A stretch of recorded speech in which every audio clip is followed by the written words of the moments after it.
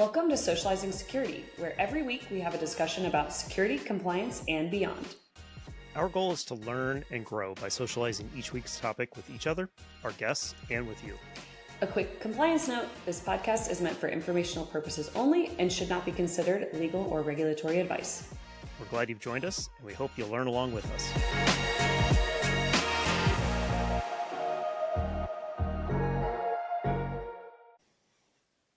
Welcome back, everybody, to another episode of Socializing Security. We are continuing our series within a series with this episode of the Risk Summit that we did at the HERS conference. For those of you that haven't listened to the first two parts of this three-part series of the Risk Summit, I would advise you to pause this right now and jump back 2 episodes and listen to that. Ideally, maybe go back 3 episodes and listen to the first of our HERS content. So HERS conference was something we ran back in March. Milu and I and a cast of behind-the-scenes invaluable people that we were able to do as a live online event. And so we recorded all that and releasing it all into the podcast feed now. For those of you that have listened to those episodes, just a quick reminder, the Risk Summit was an hour-and-a-half long session that we did during the HERS conference. We broke it up into 3 sections so that you can really absorb this content. It's a lot and somewhat repetitive, but on purpose, kind of repetitive. Like we were following an actual framework on how to identify the risks, score them as far as prioritization, things like that. Might be worthwhile to go back to episodes of the first part, listen to Milu's introduction as to what a Risk Summit is, the players and their roles within that, and kind of how the risk scoring happens. Really good information on that. If you're good to go, just a quick reminder on what the Risk Summit is going to be like. She's going to sit down in this particular episode. She's going to sit down with a former CEO to talk about how they think about the risk of phishing and maybe how we and the rest of the organization need to put up guardrails around them to protect them. And then she'll finish off this summit with talking to a serial startup HR type of person that has dealt with the fact that, hey, sometimes you got to spin down the business. And what do you do with all the information that you have? And what are the risks of shutting down the business at that point? Interestingly enough, she'll talk about bringing on a couple of her family members. She's got a really amazing family. And you'll see that with the 2 guests that we have in this episode as to what her family is capable of. So it's not just Milu that's amazing in this family, but there's a lot of other amazing people in this family too. So I obviously had the chance to hang out with some of them, so I can speak to that from a firsthand experience. So with that said, I think I'll hand it back over to Milu to go through the last 2 scenarios for the Risk Summit. Hopefully at this point you're all caught up and ready to go. But I'll leave you with her now. All right, everyone. This is my dad. This is Dr. Paul Lammers. Hey, Milu. Hi. Hey, before starting the case, I just want to congratulate you, Milu, and Brian, and Louisa, and Natalie for organizing this inaugural HERS conference. Thank you. Thank you so much. Yeah. Just raise this a bit because I'm just all for this. So, I'm just give a quick background. I'm a scientist and physician by training. I've been working for 35 years in pharma and biotech, developing new drugs, medicines for patients with high unmet medical needs, whether it was in infertility, multiple sclerosis, and cancer. The last 15 years, I was CEO of 2 cancer research companies here in Austin. So which better way to get out of bed and try to develop something for cancer. So with that said, let's present the case. So it's Wednesday afternoon at 2 p.m. to 10 p.m. The CFO sends a message to the security team asking if an email request they received earlier was legitimate. The message appears to have come from your CEO and included internal financial documents and banking details. Within minutes, your CEO realizes something is wrong. Earlier that day, the CEO received an email that appeared to come from a trusted contact requesting a quick document review. The email contained a link that directed to what looked like a familiar login page. The CEO entered his credentials. Shortly after, An attacker gained access to the CEO's email account and began sending messages internally. One of those messages included corporate financial statements and sensitive banking information, which was sent outside the company. So it's now unclear whether the attacker still has access to the CEO's account, whether additional internal systems were accessed, and whether the financial information has already been used or shared. Leadership begins asking urgent questions about containment, disclosure obligations, and potential financial exposure. So, from the risk to the business, we are all faced almost on a daily basis now with phishing. Everybody suddenly, I don't like phishing, but we all faced with phishing. So, and of course, phishing, a senior executive in a company occurs very, very often. And so talk about the risk is highly likely that it will happen because, we're faced with it every day, even our own personal lives and our emails accounts. So, question of course is, can you avoid the risk?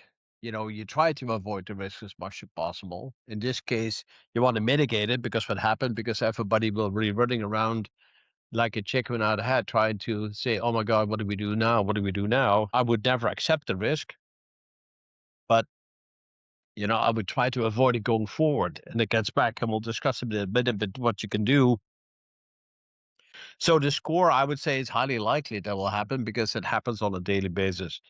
Yeah, do we all agree that this is a 5? I think this, again, I generally try not to have risks as a 5, but I agree with Paul completely here about saying, this is very highly likely. It's also likely we're going to fall for it. So that's even worse from a human perspective. It is harder now, especially again. So there are different types of things. We're familiar with phishing. We're familiar with social engineering as a concept. Unfortunately for leaders, they are often targeted because of the type of information that they have access to, as well as their job titles, and the fact that most people know that a CEO is super busy. And so somebody who's already tapped out because they're stressed and they have so much going on, they are more likely to click the link. They are more likely to do something that they're not supposed to because they're more likely to be like, oh shoot, we didn't we didn't slow down. So I think I agree with you. I think this one is a 5. I hope again that this is one that every company has in their risk register as a very clear known risk to any organization. Yeah. I'd be surprised if they weren't aware of phishing as a risk. Yeah, and I'll be honest, I'm a typical baby boomer CEO, which means not very tech savvy, which means that makes us more easier victims to these kind of things because I think we still have this kind of Platonian idea that everybody's good in principle, but that often doesn't work out anymore in the current environment. The question about the harm to the business is an interesting one because that depends a bit on obviously sending financial statements out is a disaster because everybody can look into your book, so to say. How much money do you have? How much runway do you have? How much is the need to raise money? While you're in the process of raising money, how desperate are you? All these things are just horrific. But it also depends a bit on terms of, are you dealing with a private company or are you the CEO of if it's a public company? That's quite a difference as well, because that has to do with reporting obligations. Obviously, if you're public, you have to report it. You have to send out a press release to make people aware. Even as a private company, apart from the fact, obviously, in both cases, you get your board involved right away, your board of directors involved. And then if you're private, I would send a dear shareholder letter to everybody, investor in the company. And then I think the most critical thing gets back to the point is, how do you deal with this in terms of controls? I think that you would definitely do a phishing awareness training for everybody, especially for the executives. But that is something that I perhaps would implement for all employees in the company. So truly as a compliance program, multi-factor authentication for executive accounts would be good too, obviously. Email security and phishing detection tools, domain monitoring and spoofing protections, all of that I think is critical as well. Data loss prevention controls for financial documents. I think also the other two incident response playbooks for executive account compromise and financial transaction verification procedure, all of them are critical, I think, as controls. And I think that's something that you need to, put a compliance program, in place with training, and not just a one-time training, but repeated training, so that we can make sure or try to minimize that risk, which the risk is very likely. Yeah. No, I mean, obviously, I think with somebody in the position of, Paul being a former CEO and board member, where you're actively being advised, you're either getting the alert from the team saying like something happened. And, especially too, I think for the leaders, it can be embarrassing, right? I think this is something that's very common. As someone who I'm usually the one that finds out when somebody clicks a link or, sends a gift card to someone, I'm usually the one that is trying to come from a place of, hey, this is unfortunately inherently likely to happen to all of us at some point or another. We've all probably put in our credit card information in somewhere where we're like, oh, shoot, that was not the right landing page. So I think this is one we can acknowledge that this is a really likely risk. I think what's important for folks to take away from is that there are protections in place, and there absolutely needs to be an accompanying spend for IT to get the support from the leadership team being like, hey, we care about this. We do want to make sure you get your phishing training done. We actually do want to make sure, we are investing in the additional increased spend to make sure we have MFA across our accounts, specifically the most secure ones. I think those are really important. And then also, I think bringing back the human element into it, because I think we've seen a lot of phishing trainings. A lot of them are a joke. A lot of them don't do anything. But I think honestly, having somebody like Paul within an organization come in and just be like, hey, this happened, or, bringing somebody like me in about being like, yeah, no, like I almost fell for this thing, or and sharing the tangible examples of where your teams are getting hit with potential attacks. I mean, again, as compliance, I've also been in a situation where I was getting such targeted things because compliance officers also have a ton of sensitive information that we have access to.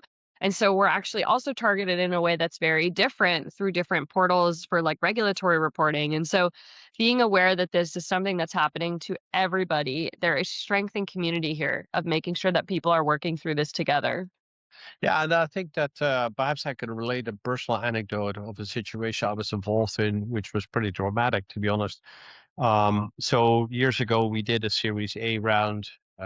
We tried to raise like $25 million as a biotech.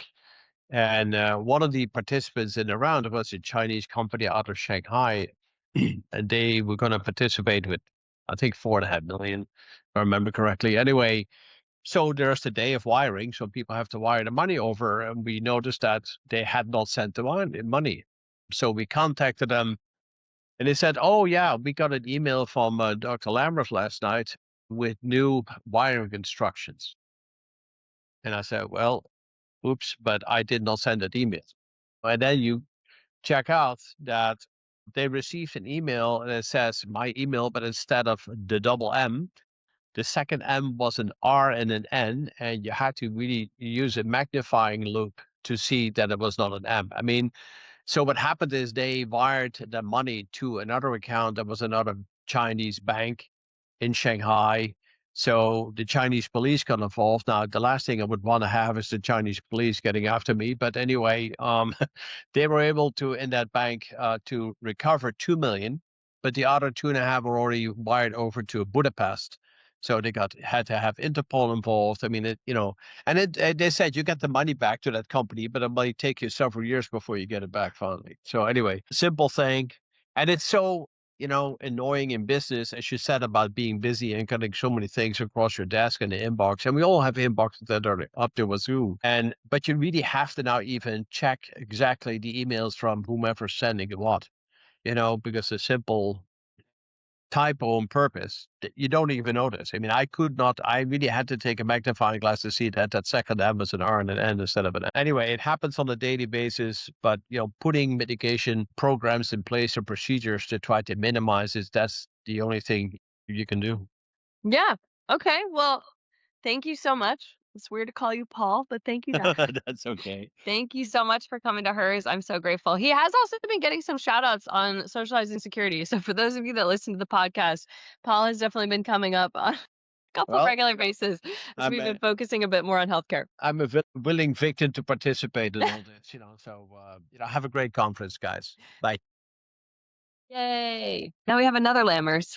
I like that. I stacked it to the end for this. This is Sophie Lammers.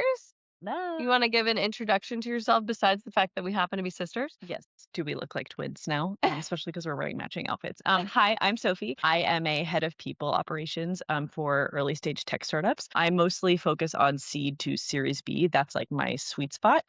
I initially cut my teeth at some of the most well-known cult-like companies. I like to joke that I love a good cult vibe, honestly. And so, yeah, now I get to do that at different startups, and I absolutely love it. It's amazing. Yeah, so she's another example where compliance and HR are happily friends and work together closely. Yeah, as I've gone through personal issues, Sophie's definitely, obviously, she's got a different perspective as my sister. So it's really fun when we work in tech together on different sides of the field. And, she'll occasionally call me and be like, hey, I have this thing. So one of the things that I've been through, I've worked for a failed startup. So I have gone through a startup that's failed. And that's a really scary place to be. The scenario we're going to have Sophie walk through is kind of more actually on her wearing more of her like operational and finance hat. Cause you do a lot more than just people ops. So you kind of work as a strategist for the companies that you're dealing with, especially for the early stage ones. For sure. So the scenario, you work at a fast-growing startup that has raised venture funding and appears to be doing well from the outside. The company has been hiring quickly and leadership frequently talks about upcoming growth and new investments. I mean, we've all been there. Recently, however, your finance team begins to notice something unusual. Several vendor payments appear to have been issued with backdated checks. Even though the funds were not actually available at the time those payments were recorded. Internally, leadership explains that this is a temporary accounting workaround while waiting for incoming funding. Over the next few weeks, more warning signs appears. Vendors begin following up about late and missing payments. Payroll processing becomes increasingly stressful each payroll cycle. Finance staff are asked to delay certain invoices or reclassify payment timings. Leadership continues to publicly communicate that the company is financially stable. Eventually, it becomes clear that the company may be running out of cash, and some financial records may have been adjusted to make the situation appear more stable than it actually is. Employees now face difficult questions about financial integrity, legal exposure, and the company's future viability. I mean, being in startups, like this is very common. And I don't think it's every startup. I think it is just a common thing that can happen because you are in a venture-backed world. You are generally taking funding. And I think to the detriment of a lot of CEOs, to their benefit and downfall, they are always believing that the money is coming, right? And so I think that you kind of want people that have that belief that the money is always coming. And unfortunately, it can create these downstream effects, like this kind of worst case scenario situation.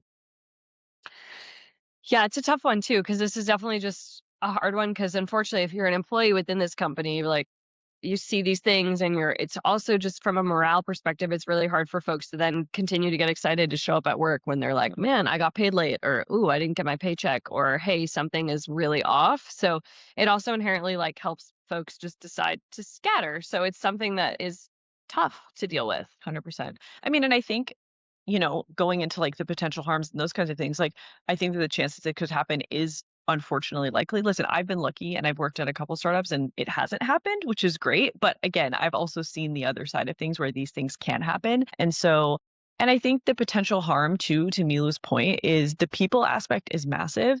The trust aspect is massive. And culturally, again, more from the HR side, is very, very challenging to come back from when that does happen. And then you're having to spend an exorbitant amount of money to not only either lay people off, ideally with some version of severance if you still can. And if you can't, then that's even worse, just eroding trust even more. And then if you're trying to ever rehire people, backfill, again, there's just a lot of downstream effects that can happen with that, for sure. Yeah.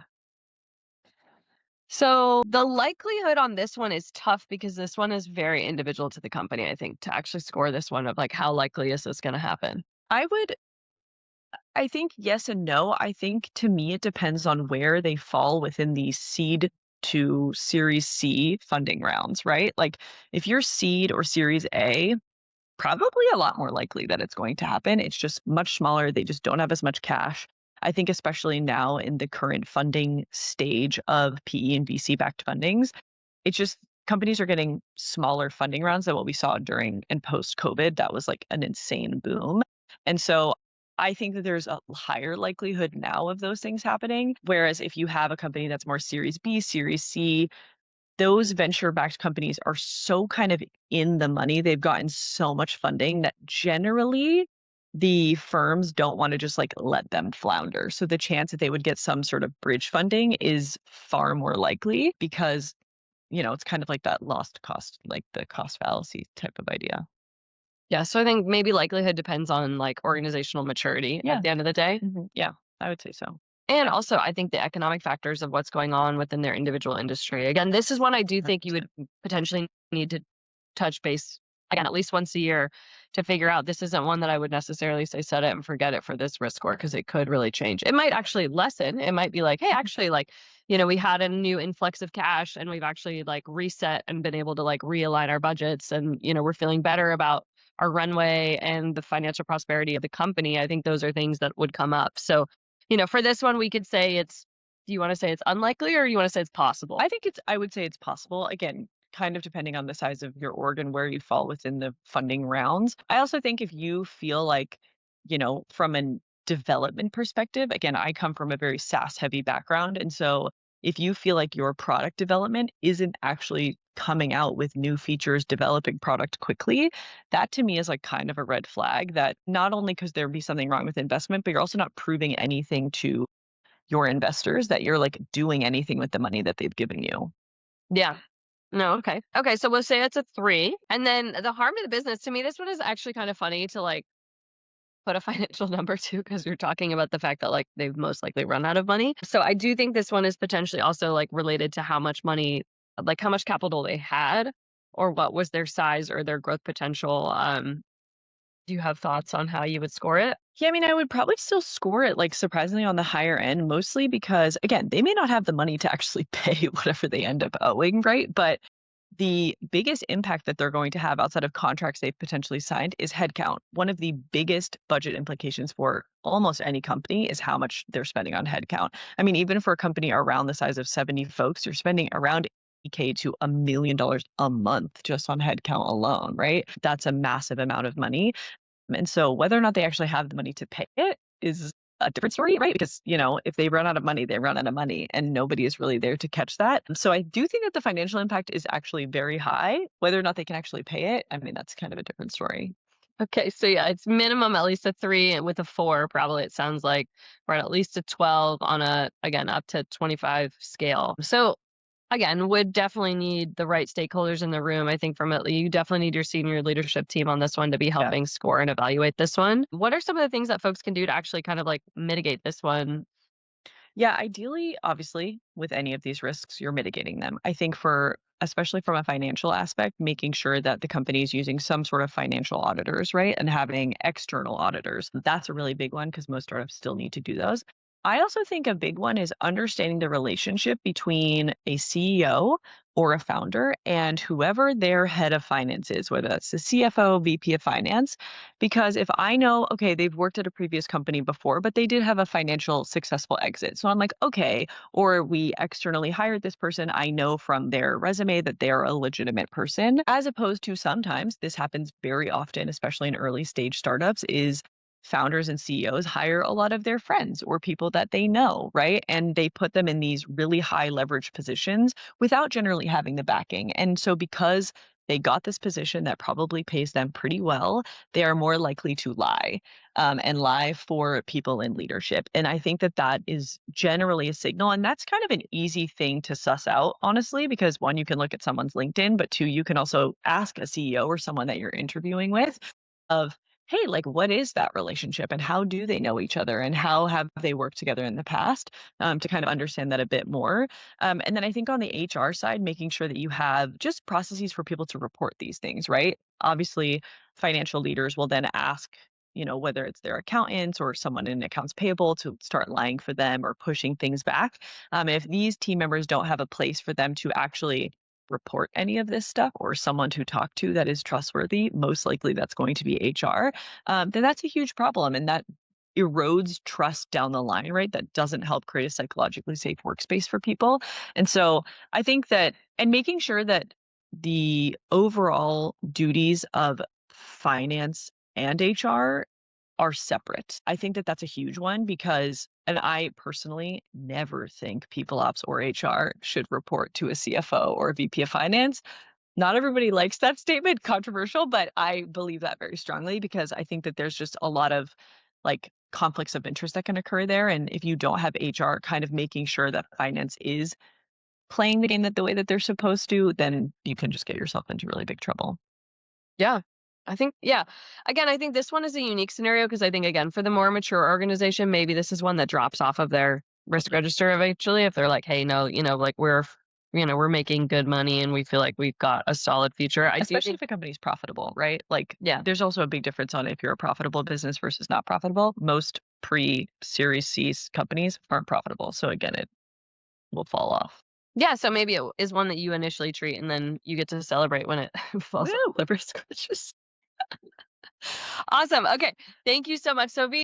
The best place for folks to reach out to you, Sophie Lammers, is on LinkedIn. Yeah, LinkedIn. I love this. Okay. Well, thank you so much. Thank you so much for having me. Yeah. You guys are doing amazing. Thank you for coming to hers. Again, this framework for those, it is based on 31,000. So what we did today was really try to walk through an example scenario of what it would feel like to have a risk summit within your organization, of what this should look like. Ideally, yes, compliance or the leadership team should come up with at least probably 5 to 10 to kick off the conversation. The best way that I've had in my personal experience of doing that is actually just working directly with the leaders and being like, hey, here are a couple common ones. What are the things that keep you up at night? And it's really interesting when you phrase it that way, you'll get some really interesting responses and ones that I would be like, I don't know if that's a major risk, but let's note it anyways. And we'll score it and we'll figure it out. And then hopefully they can also kind of feel better about like, hey, this is happening. And so from there, again, for y'all that have questions, this is really, this is one of my favorite things to do for my clients with compliance counsel. So definitely, obviously, please feel free to reach out to if you're also a compliance professional that's thinking about how you can implement risk strategy that goes beyond just checking the box in a GRC tool. I'll be the first to say that if I just see a risk register in a GRC tool that the leadership team has never seen, it's not a good sign that risk management is being done effectively within an organization. Thank you all so much for joining HERS for this risk summit. Okay, well, that concludes our 3-parter on the Risk Summit. Hopefully that wasn't too jarring for you to kind of just jump into the middle of things there. But we thought it was a good idea to kind of to break these up a little bit, not dump a whole hour and a half long episode on you. And hopefully my intros and outros have been useful for that. We do have, I think, 2 more episodes from the HERS conference that will drop for you.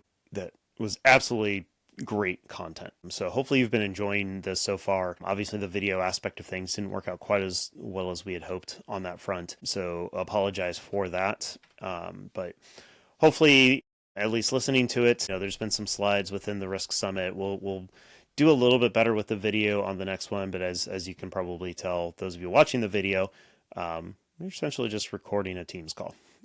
So it hasn't been the most compelling visual content, but hopefully it'll work out for you in these next couple episodes. So stick with us through these. But yeah, just listening to the content should be excellent listening for you all. So with that, I think I'll leave you to it. Off to the next podcast for you. We hope you really enjoyed this content. And we appreciate you socializing with us and digesting all this. And if you have any follow-up questions or feedback, definitely drop us a note, info@socializingsecurity.com.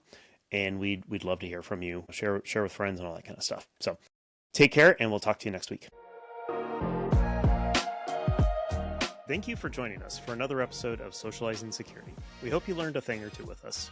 If you'd like to continue socializing with us on this topic or have feedback, we'd love to hear from you on LinkedIn or social media. Just search for Socializing Security. Or you can email us at info@socializingsecurity.com. Until next time, stay social and stay secure.